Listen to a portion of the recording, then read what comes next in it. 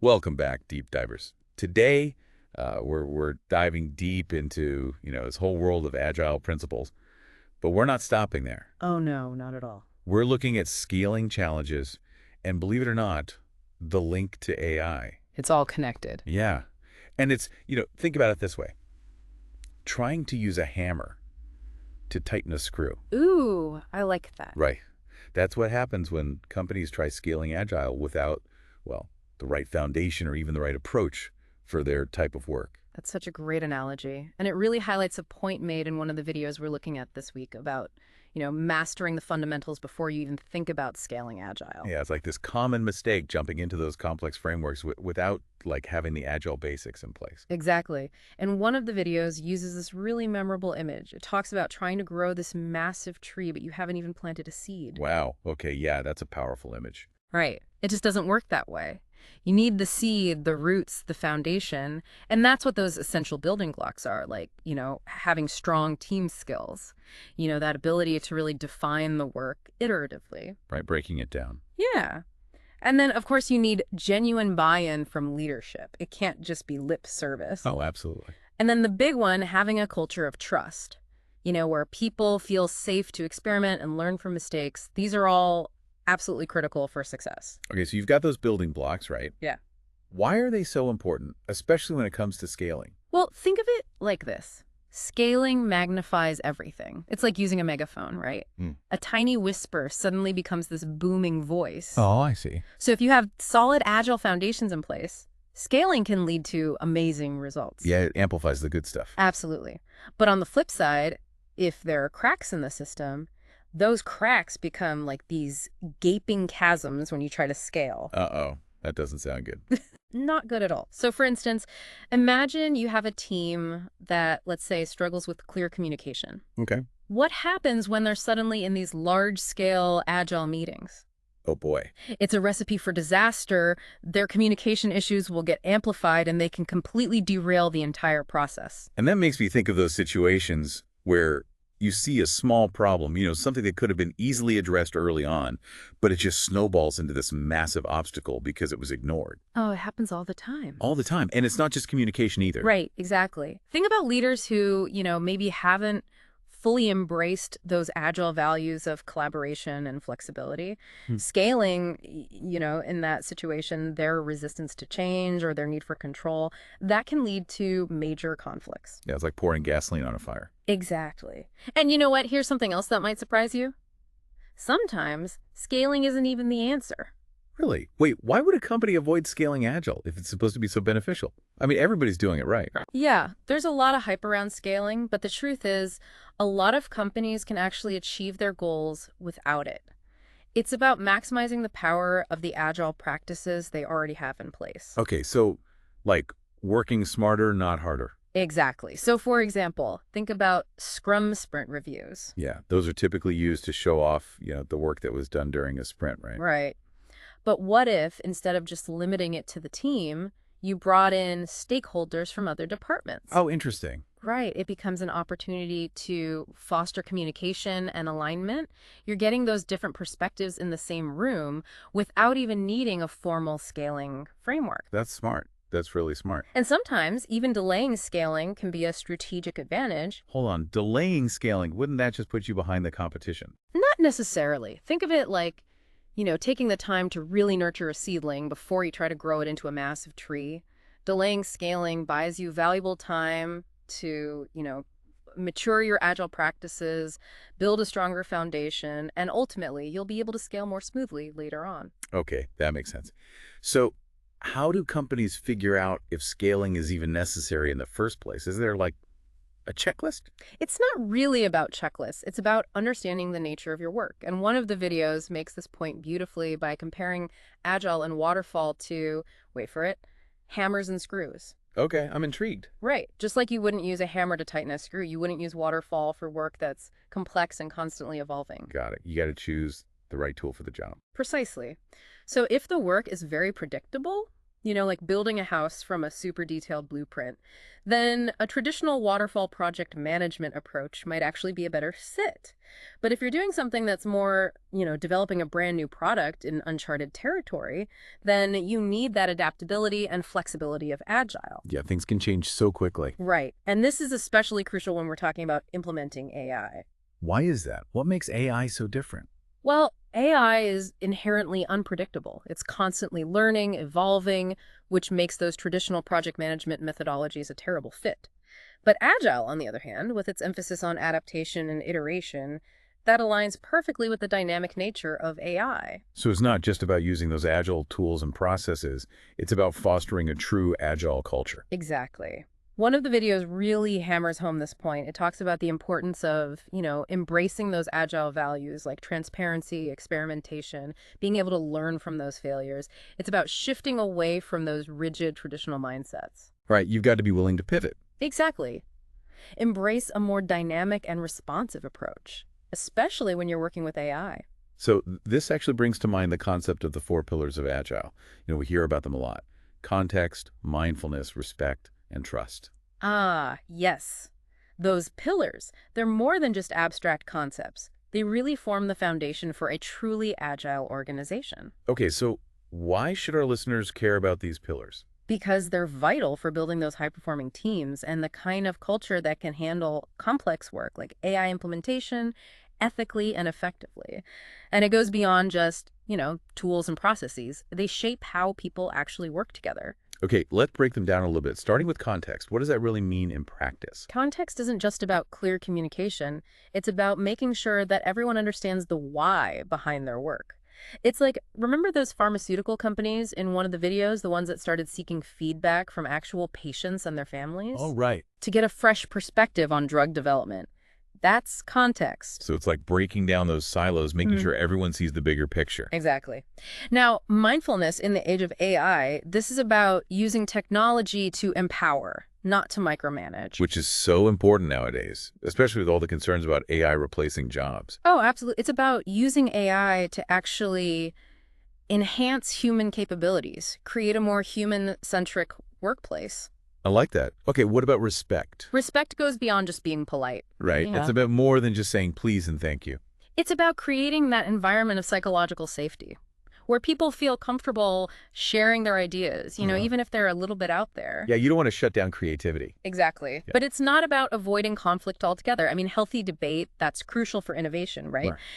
But it requires emotional intelligence and the ability to disagree without being disagreeable. So having those difficult conversations, but doing it constructively. Mm-hmm. Okay, what about trust? That's the big one, right? Trust is the glue that holds everything together. But it's not a given. It's earned through actions that are aligned with those other three pillars. So if you're constantly micromanaging people with AI or dismissing their ideas, you're not exactly building trust. You're absolutely right. High trust teams are more transparent, more collaborative, and ultimately more successful. They feel comfortable taking risks, sharing information freely, and making decisions together. Hmm. They are, and those high trust teams are also more likely to really embrace that lean startup methodology, Oh, yeah. which is like a key topic in another one of the videos we're exploring this week. Yeah, that's the one where they debunk some of those common misconceptions about building a minimum viable product, right? I always thought an MVP was just like, launching a stripped-down version of your product quickly. Yeah, that's a pretty common misconception, and the video really highlights how that approach can actually backfire. Oh, really? Yeah. The real purpose of an MVP, it's not about launching a product, it's about validating your learning. Okay, validating your learning. So what does that actually look like in practice? It means treating your MVP as an experiment.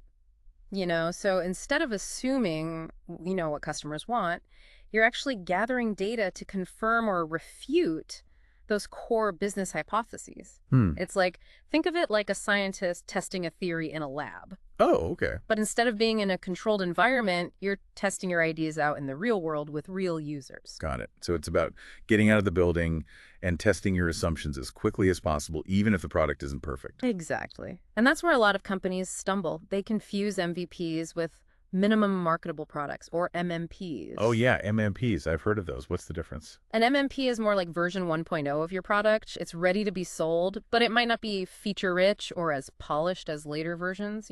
Right. The key difference is that an MMP is about getting something to market quickly, while an MVP is about learning as much as possible, even if that means, delaying the Yep. launch. So with an MVP, you're essentially saying, let's get this in front of users, see how they interact with it, gather feedback, and then iterate based on what we learn. Precisely. And the video argues that this distinction is crucial, especially in the context of AI.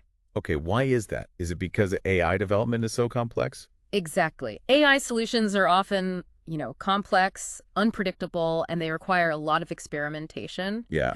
Rushing to launch an MMP without that proper validation can lead to costly mistakes and a whole bunch of unintended consequences. That sounds like building a bridge without testing the strength of the materials. Ooh, that's a great analogy. You might get it built quickly, but it could collapse under pressure. Exactly. And the video uses a similar analogy. It compares two teams tackling the same problem.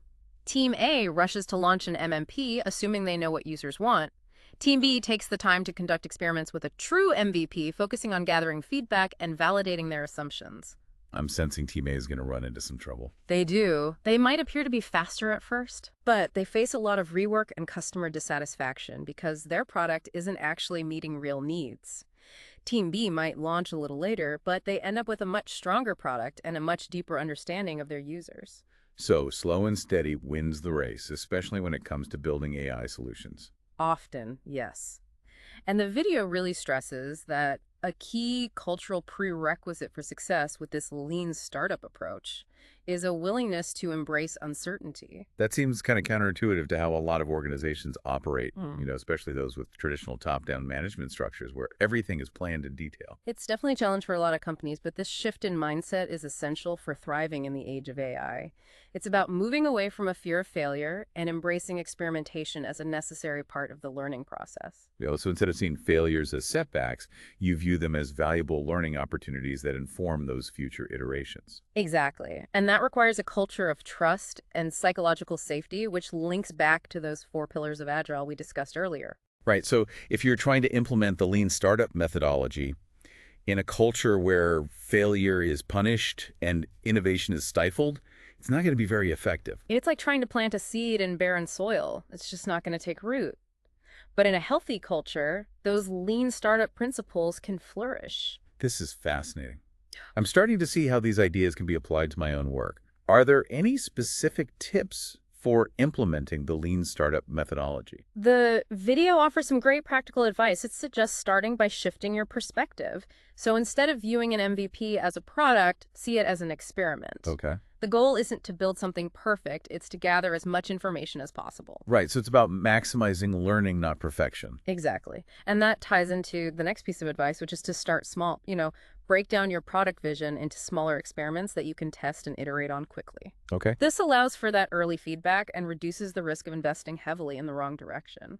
That's smart. It reminds me of building a small-scale model of a bridge before building the whole thing. Yes. It's about testing your assumptions in a safe and controlled way. And then it's crucial to incorporate feedback early, and often don't wait until the end of the development process.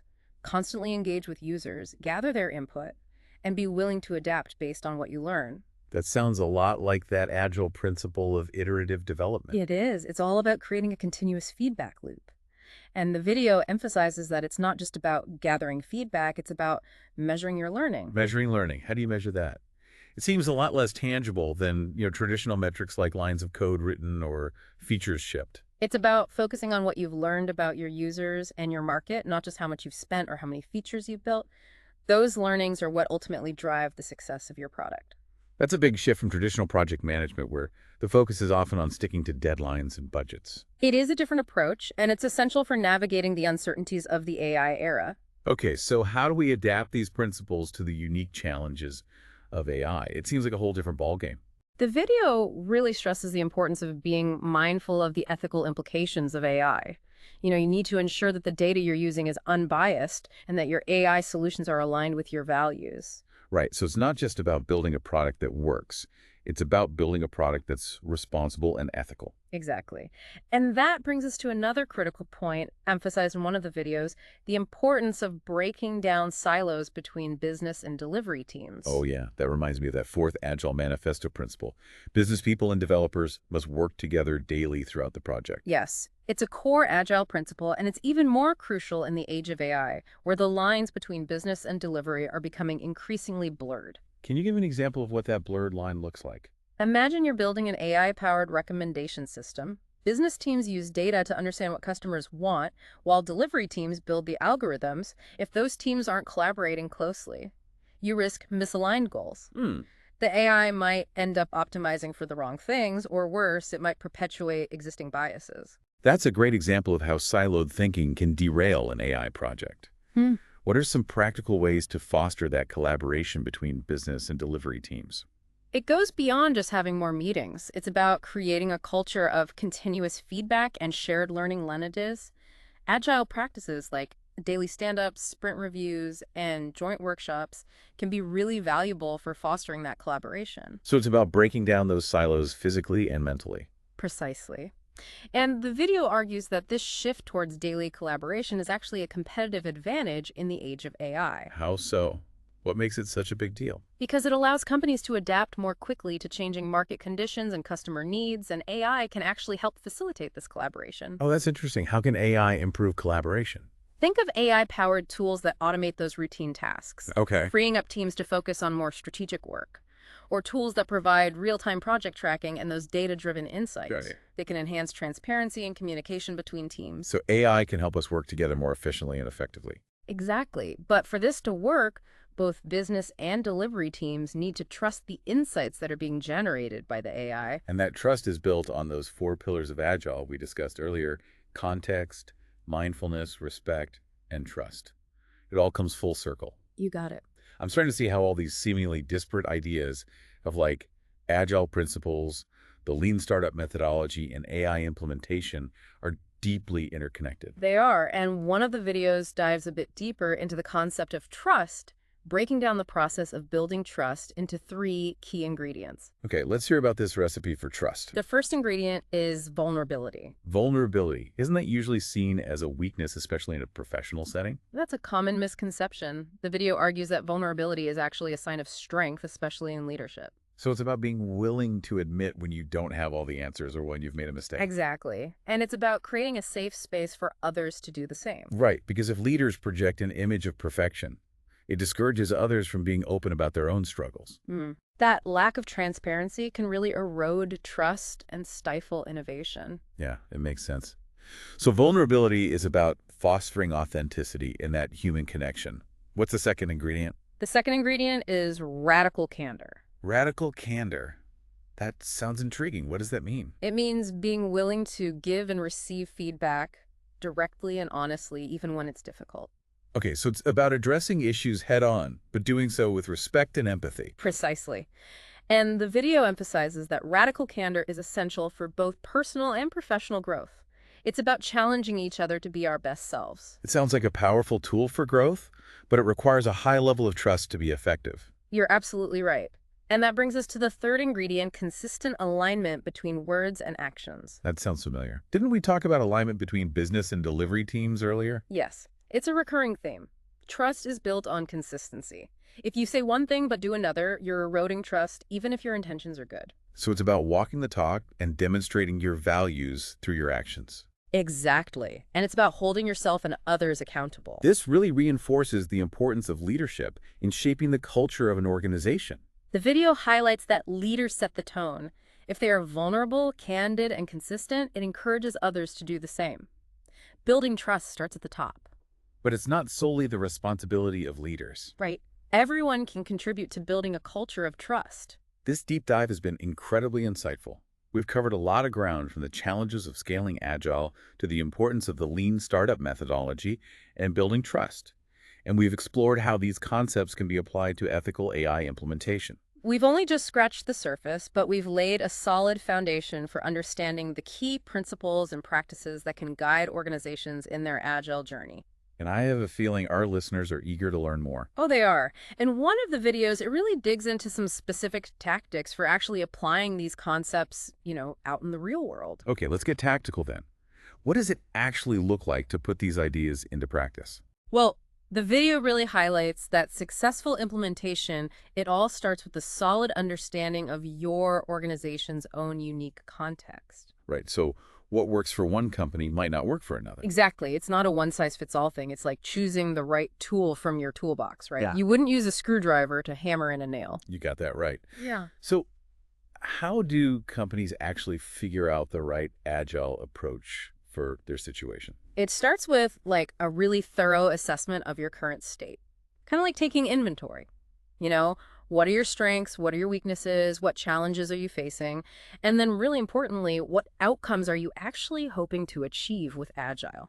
So taking stock of where you are before you decide where you want to go. Exactly. And this assessment, it shouldn't just involve leadership or the Agile team. Right. It's got to be broader than that. It needs to be organization-wide. You know, you want input from different departments, different levels of seniority. Yeah. Getting those diverse perspectives. Exactly. The more diverse perspectives you can gather, the more comprehensive your understanding is going to be.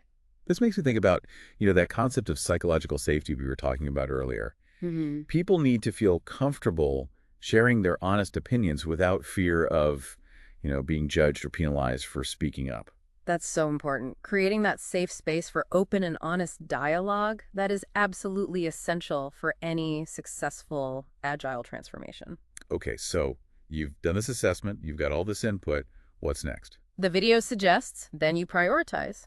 Focus on the areas that'll have the biggest impact. So the low-hanging fruit. Kind of, yeah. It's about going for those quick wins that actually demonstrate the value of Agile. That's how you build momentum for more change. So showing people the benefits in a tangible way rather than just talking about it. Exactly. And those quick wins, they can be anything from, improving team collaboration to actually delivering working software more frequently. Okay, so you've got the quick wins, you're building momentum.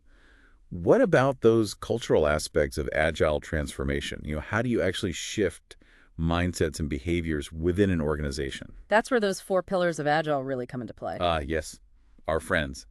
Context, mindfulness, respect, and trust.